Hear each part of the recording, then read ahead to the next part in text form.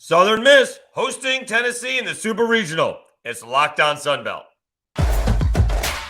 You are Locked On Sunbelt, your daily podcast on the Sunbelt Conference, part of the Locked On Podcast Network, your team every day.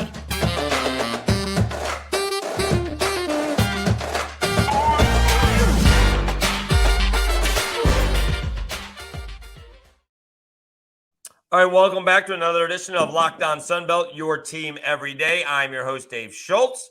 Today's episode is brought to you by Birddogs. Go to birddogs.com/LockedOnCollege, and when you enter promo code LockedOnCollege, they'll throw in a free custom Birddogs Yeti-style tumbler with every order. It'll look something along the lines of this. All right, great show for you today.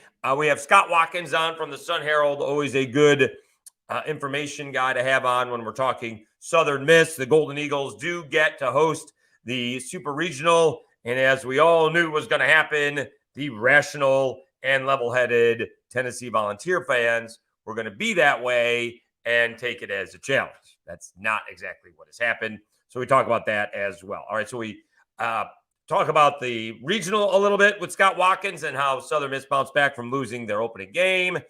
We talk Justin Storm, who's been outstanding. One little slip up that actually caused them to lose their first game in the regional, but he certainly bounced back. We talk pitching for Southern Miss this weekend, who is expected to go after Tanner Hall, presuming he's going game one. And then this whole Twitter mess between Southern Miss and Vols Nation that has been nothing short of entertaining. So let's get to it. He is the Southern Miss beat writer for the Herald. He is Scott Watkins on Locked On Sunbelt. Welcome back to another edition of Locked On Sunbelt, your team every day. Southern Miss hosting the Super Regional. They get the Tennessee Volunteers in Hattiesburg. We welcome in our buddy from the Herald covering Southern Miss. He is Scott Watkins, all bundled up. Are we a little chilly in Mississippi? What's going on there? Well, my office is cold all the time. All the time. Don't you control that? Yeah, but I'm directly underneath the vent. Got it. So. All right. Oh, life is about making the adjustments, and he's made the adjustments. All right. All right. So before we get into this, let's do a little bit more recap about the weekend, because that was not quite as easy as Southern Miss was hoping for, although they did end up playing Stanford and Penn to advance. They do knock out Auburn.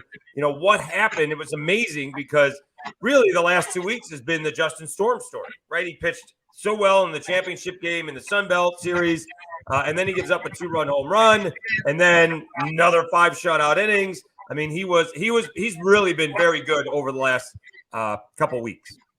Yeah, he is really, really bearing down. I remember when the year first began, he kind of got off to a little bit of a rough start. He had a few games against Liberty, Illinois, Mississippi State that just it didn't seem like the Justin Storm that we were expecting, and just like almost the rest of the team, as the year went on, as the weather picked up, he picked up and had that 5 2/3 against Louisiana, and then the 5 2/3, 10 strikeouts against Pennsylvania.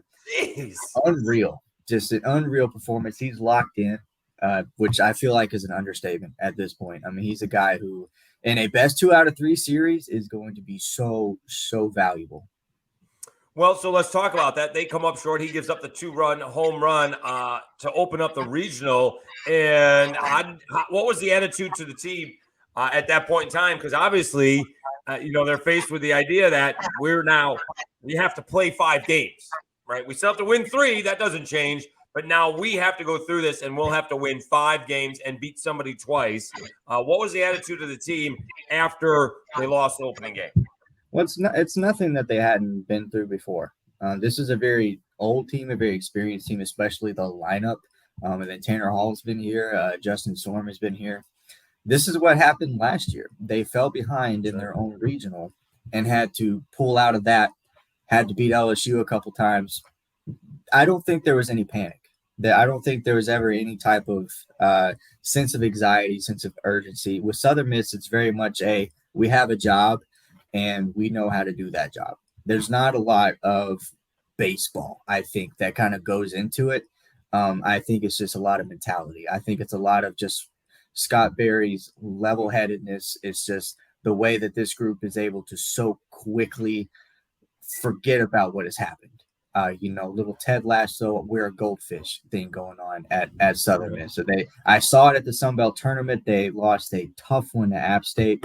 They come out a few hours later for pregame the next game. They're laughing, they're joking around, they're tossing the football. The body language is different. They don't look like a team on edge. They don't look like a team that's about to get bounced from the tournament. They look loose. And then they go out and mercy rule App State. Right. Southern Miss has been here. And Southern Miss is not really worried about these elimination settings. They've now won 7 consecutive games when facing elimination in a regional setting. Yeah, that's pretty good. We're talking with Scott Watkins from the Sun Herald covering Southern Miss. It is Locked On Sunbelt, your team every day. I'm your host, Dave Schultz. All right, so then they end up winning, right? They come down, they take out Penn, I guess, a second time, and they win it. And then what's that feeling like? Relief? Are they thrilled? And they got to wait to find out whether they're hosting the regional or not. Was there any leakage that maybe they heard they were hosting, or what was that night like for Southern Miss and the idea that, following winning the regional? I don't know what they may have heard that night. I can tell you that I may have heard that night that Southern Miss was going to host. And then it kind of picked up that morning. I heard it again somewhere else. And so it wasn't really a shock. I think that I can't tell you for sure. I didn't talk to Southern Miss players in this window. I didn't talk to coaches. I don't think that there was any – I don't know how to say this. I think people would have been surprised within the program if the Supers was in Knoxville, I guess. That's based on what? Is that based on what they knew or their thought if it's a choice? There are a lot of things that make me, like, if I were on the committee, I would lean towards Southern Miss as well. Okay. As far as if you want to sell tickets, you got to go to Southern Miss. That's where the bigger stadium is. That's where you're going to have the most people. That's where you're going to have the most eyeballs in the building. The metrics, as far as who's better than who, it's fairly even, but Southern Miss has been playing on fire lately. Tennessee kind of has it.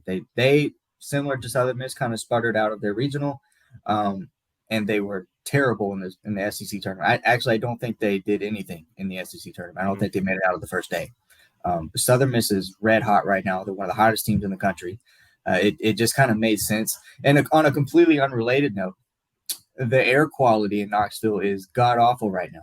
Right. So I don't know if that was a part of the decision or not, but it feels like it could have been, especially now that people are actually postponing games in New York and stuff.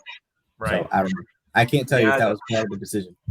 Yeah, that I don't know if they saw that coming, but yeah, the smoke from the Canadian wildfires are hitting the Northeast, and certainly Philadelphia, and where it goes next, it could land on top of Knoxville. We're talking with Scott Watkins, Locked On Sunbelt, your team every day. He's from the Sun Herald. Speaking of tickets, and we've had Scott Barry on, and how much the effect of winning last year's regional and hosting the super regional is that all the tickets were sold out for the regular season from day one. What do volunteer fans do for season tickets or for tickets for this super regional? Were there any available for family members? Do they have to give them an allotment for the volunteers? How does that work if you're traveling from Knoxville to Hattiesburg? So Southern Miss had to sell at least a limited number of tickets. I believe it put up a total of 100 general admission tickets. That was the total. Other than that, it's all aftermarket, StubHub, SeatGeek. And for Saturday, Sunday, those games, one ticket starts at about $420. Right. So it is a very, very difficult ticket to get. So good luck, Tennessee. I mean, Scott, Southern Miss is missing a great possibility. What a promotional content they could have done, right? They could have put tickets around town in, I don't know, a candy bar, as if that's ever been done anywhere. And maybe a movie would have been made out of it, right? They could have put these golden tickets, literally these Golden Eagles tickets in like Happy Meals or something like that. right? That is a great idea, actually. That they should have done that. You need to let them know that so they could do it next year. Just like 10. It doesn't have to be like 300, but it has to be like 5 pairs or something like that, right? How great would that have been, right? Every day someone wins someone wins a pair of tickets to see this matchup, like you said. It's going to be, I can't imagine, Southern Miss fans, they are used to this for a year, but not too many season ticket holders are going to be selling their tickets. They will find somebody if something comes up to make sure they give their tickets to another Southern Miss group. Yeah, absolutely. That's definitely been the vibe that I've gotten from some Southern Miss fans on social. A few have made it onto the aftermarket, but not very many. Just a very limited amount. So yeah, these tickets are being held onto. Yeah, I got to figure if they were made on aftermarket, someone bought them on general admission and they're trying to sell them for that. All right, let's take a timeout. When we come back, we'll talk pitching matchups with Scott Watkins, what the Golden Eagles pitching plans will be against the Tennessee Volunteers in the Super Regional. But first, let me tell you a little bit about Birddogs. Love my Birddogs. Shorts make me look really good. They're very comfortable. I can go golfing. I can hang out with my buddies. I can even use them and wear them when I'm going out on a date. Birddogs make you look good. Their stretch khaki shorts are designed to fit slimmer through the slot, through the thigh and leg, giving you a truly sculpted look. They fit way better than regular shorts that are made of stiff and restricting cotton. All right. Go to birddogs.com/lockedon and enter promo code LockedOnCollege for your free Yeti-style tumbler right here. That's birddogs.com/lockedoncollege for a free Yeti-style tumbler. You won't want to take your bird dogs off. We promise you. All right, let's make sure we get the picture here. See. There we go. All right. I love my tumbler. Cool and heat. I don't understand on how the tumblers keep the cold drinks cold and keep the hot drinks hot. I don't get it. All right, Dave Schultz, Locked On Sunbelt, your team every day. Let's get back to Scott Watkins as we talk pitching this weekend for the Southern Miss Golden Eagles. All right, we're talking with Scott Watkins, Locked On Sunbelt. All right, let's talk about a little Tanner Hall. Were you surprised? And what was the plan for him when he did come out to pitch on Monday? He only lasted 2 innings, gave up 2 unearned runs. I think there was a play that if made, he wouldn't have given up any. But he pitched 30 pitches. What was the plan for him going into the game? Because I'm not even sure he made 10 pitches in the first inning. Yeah, the plan was 6 to 9 outs. They wanted to get through the first 2 to 3 innings with Tanner, and they would have done that very smoothly if not for just a misfire at first base with 2 outs in that inning. And so that was a brutal way for Hall's outing to go, I think, but it ended up not mattering too much. But that was the plan. Wasn't too surprising. I think him starting may have been a little bit of a surprise. I was expecting him to be available for middle of the game, maybe end of the game, just stopper stuff. Right. But I can understand they wanted to come out there and set the tone right away. And I think that he did set the tone. Those runs were unearned. It was a trio of hits right after that error. All of them were ground balls that snuck through the infield. So I think that he did do a good job. He just got a little bit unlucky there up front. So, again, I'm more of a pro guy when it comes to this. These guys get 4 days off in professional baseball. And so it's like, you long toss and then your throw day is usually day 3 and then you rest day 4 and you go. When do they throw? I presume they throw a couple of bullpens when you're going on 6 days rest. So it was technically Monday a throw day, right? That would have been Saturday and Sunday. He would have had off. Yeah, maybe so. I personally have no idea what their in-between game plans were. The college game, once you get to postseason play, it feels like the plans kind of just get tossed out the window because you never actually know. You can have a plan for the last game. You can have a plan for the first game, maybe the second game. Once you start to get in the middle of that and wrenches are thrown into your process just by baseball being baseball, I think everything just kind of goes out the window. Guys want to throw. Just doesn't matter how bad their arm hurts, how tired they are. They want to go out there and compete. And college coaches, they're going to let them. And so That's just how it goes, I guess. Do you think? I mean, he's not right. I mean, Tanner Hall's really good. Paul Skeens is on a different level from LSU and throws it much harder, whereas Tanner Hall more Gray Maddox-esque with the high 80s fastball and the outstanding breaking ball and immaculate changeup. Do you think maybe that's a little bit easier to recover from? I think so. In fact, in that Monday game, he threw a lot of changeups. It was a changeup heavy day for him. So I don't think that he was actually giving a ton of I don't want to say effort, but maybe not a ton of strength intensive throws. Just dotting up his changes. The breaking ball was in there. I think we saw a couple of sinkers, but mostly just changeups. Talking to Scott Watkins from the Sun Herald, Locked On Sunbelt, your team every day. We're talking Southern Miss and Tennessee Super Regional. All right, pitching matchups. What is Scott Berry going to stick around with it? He was actually, I don't think he was being sneaky about it, but he wanted to see what the matchups were. He sort of held back on announcing Tanner Hall earlier, although he admitted. I mean, he usually says I always go with my ace first game. I don't usually mess around, but he wanted to check things out. I presume Tanner Hall is also going to pitch game one. Who do you expect to follow after him? Oh man, it may be Billy Oldham. I really don't know who the number 2 guy is going to be. I think a sneaky guy in all of this who might get a start this weekend. This is a dark horse, kind of the long shot, but the way that sophomore Will Armistead has been throwing, it's going to be hard to keep him on the bench this weekend because he has come out of absolutely nowhere and has just kind of not taken over, but just been that piece that seems Southern Miss always seems to have in these postseason settings, that this arm that just kind of comes out of nowhere and has 2 or 3 outings that are just completely shut down. I would expect to see him this weekend. Otherwise, Billy Oldham, Tanner Hall, maybe Nico Mazza. Mazza's he's been the 3rd guy lately, and they've used him a couple times to bridge Mazza to Justin Storm. Yeah.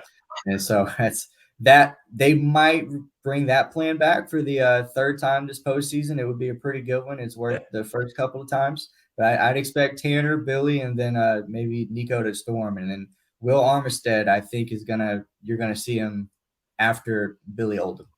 Mazza could be the opener. Hey, just get us through 3, and Justin will come in and take care of the rest, right? Don't let it all hang out. Yeah, absolutely. And of course, Cross Sibley's in there. He was the elite stopper for the first 75% of the year, and he's been really good. I would expect to see him in there as well, maybe after Tanner, if Tanner doesn't go the full 9.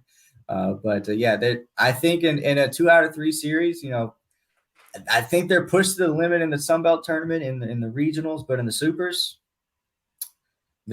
what Scott Berry's put together, what Christian Austrian has put together, it's built for this kind of setting.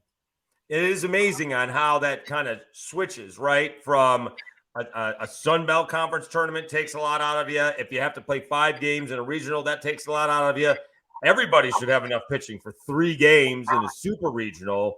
And then you go to the College World Series, and usually it's who has pitching left that gets you to where you want to go to in that final championship. Absolutely. So it is kind of an odd, curvy, wavy, winding road for that. We're talking with Scott Watkins from the Sun Herald, Locked On Sunbelt, your team every day. Before we get to what has been the topic of the week on Twitter, at least one of them, because I don't know when Hattiesburg or Applebee's has been trending. Can we talk about the legend that is Danny Lynch? Where did this legend start? How did it get going? Because every time I see Southern Miss playing, he basically hits a home run. Yeah, I think the legend started before I got here. Oh, I think it was a home run against Louisiana back when Southern Miss was in Conference USA. And it was a big home run rivalry game, maybe the game winner. I'm honestly not sure. Don't quote me. There's better people to ask about the legend of Danny Lynch. But ever since I've been here watching this guy, and the year that he's had this year, man, it's just incredible. Last year, he took a bit of a dip in production. He's not really a draftable guy. He's not somebody that's going to go on to the majors. He's actually going to be on staff at Southern Miss next year. Oh. So for him to come out his senior year, improve, get better, be an all Sun Belt player, just amazing. And to see the clutch gene just come out of him again here in the postseason and at the end of the year against Louisiana. It's been a sight to behold. Let me tell you, Danny Lynch is, I think it's hard to like point at one guy as like the fan favorite in Hattiesburg because there's so many likable players on this roster, like Rodrigo Montenegro. But Oh God, yes. Danny Lynch, yeah, he might be that guy. Where's Montenegro from? Guatemala City, Guatemala. If he makes professional baseball, there's not many of those playing. He could be one of the first ones. Yeah, maybe so. Yeah, I don't know. yeah. I remember him playing in the Baton Rouge regional a couple of years ago. All right, one more time out. When we come back, we'll talk about the Twitter beef that Southern Miss and Tennessee has had this week as the Super Regional was announced to be in Hattiesburg. Thanks so much for tuning in to Locked On Sunbelt. Really appreciate it. The channel continues to grow. And again, do appreciate the Southern Miss fan base because it is different than a lot of the other fan bases in the Sunbelt that have Power 5 schools in their state. And yet it just feels like Southern Miss has their own fan base. And again, the channel continues to grow. We've gotten a bunch of subscribers here in the last couple of days. So, and the videos that featured Southern Miss do grow exponentially. So appreciate that. So please, if you see it on YouTube, like it, share it. If you see it on Facebook or Twitter, also like it and share it, retweet it. You can also, don't forget, also for the audio podcasts, you can find them anywhere. Apple Podcast, Spotify, Stitcher, Amazon, iHeart. And if you're an Apple Podcast, if you could rate and review the podcast, it would be a big help. All right, let's wrap things up. Locked On Sunbelt, your team every day. Scott Watkins talks about the Twitter beef between the Golden Eagle fans and Vols Nation. All right, let's talk. Let's wrap this up with Scott Watkins, Locked On Sunbelt from the Sun Herald. It's your team every day. Twitter has been on fire since Monday morning. All right. We all knew the rational Vols Nation Twitterverse would be, calm, cool, accept a fait accompli when Southern Miss, and I'll be honest with you, I was surprised. I was also surprised to find out that, their stadium is bigger than on Knoxville than Tennessee's. I was shocked at that. So they drew more than Southern Miss drew more in the Super Regional than Tennessee did in their Super Regional against Notre Dame. But boy, they came Twitter blazing. What has been your reaction to, again, I don't know if Hattiesburg has ever been trending, and I certainly don't know the last time Applebee's has been trending. This has been fascinating over the last, we're on day 4 of this by now. It has been absolutely hilarious and quite entertaining. Yeah, this is the most popular Applebee's has been since Fancy Light came out. It's been so entertaining, to be honest, because I can understand the anger that Tennessee fans could have from their massive SEC castle that they reside within, where they feel like everything is supposed to be brought to them because everything is brought to them. Sure. They kind of cycled through some things. They start with the metrics. Who's the better team? We're the better team. But the metrics don't really clearly show that. So they cycle to what they perceive a South Mississippi city to be like. And that is when the ignorance begins to just really show itself, because I can understand it. Before I came to Hattiesburg, I didn't know anything about Hattiesburg. I didn't think much of it. It was a town in South Mississippi. It is such a nice place, and the food is the big thing in Hattiesburg. There's so much food in Hattiesburg, so much local food in Hattiesburg that is so good. So when Tennessee fans somehow stumble upon the fact that there used to be an Applebee's in Hattiesburg, and that it's no longer there, and they decide that this is the economic measuring stick that they need to poke a hole in the city of Hattiesburg, they jump on it. That's when it exploded. There's just a lack of understanding that the people of Hattiesburg enjoy real food. and not that chain garbage that comes through. The chains that are in Hattiesburg are the great chains. There's a Cookout. There's a Raising Cane's. In fact, where the Applebee's used to be is the world's largest Raising Cane's now. The city doesn't need Applebee's. And the people of Hattiesburg, the people of Southern Miss Twitter, they've just had a field day with Tennessee at this point. Isn't there a good hamburger joint? There's like a hamburger joint. It's not Cookout, but it's across the street from the football stadium. There's probably several. Okay, I thought there was one specific one. I can't name it off the top of my head. Okay. I don't spend enough, I guess, outside of work time in Hattiesburg. Right. Whenever I do eat, I go to here's a plug. I go to T-Bone's. It's a little record cafe shop with live music sometimes. Really nice vibe. They have a sandwich there called the Evil Twin. It is my absolute favorite. I get the large one. It is massive. That is a great place. And I'll throw in another plug, the Midtowner. That's the best breakfast you're going to have right there. Tennessee fans, you're watching this, go to the Midtowner. That is some good stuff. All right. So, it's been a lot of fun watching it. You can see that some of the Tennessee fans, tongue-in-cheek, others not so much. And, of course, the Southern Miss fans are just enjoying trolling Volunteer fans throughout there. They are not taking this personally at all to bring it on. But there's nothing to bring.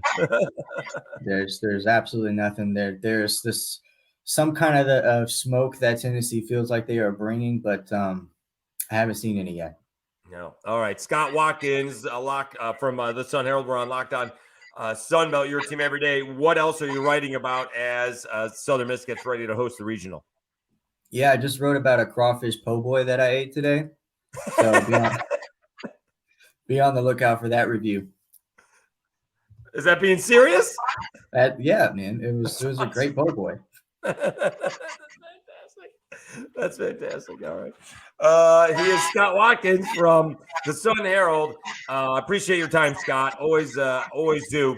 And enjoy the baseball. It should be a lot of fun. I think you need to go to wherever they're having the watch party because, again, I'm sure the Southern Miss and Volunteer fans will watch baseball in harmony. Yeah, absolutely, for sure. Anytime, Dave. Thanks for having me. Thanks, Scott.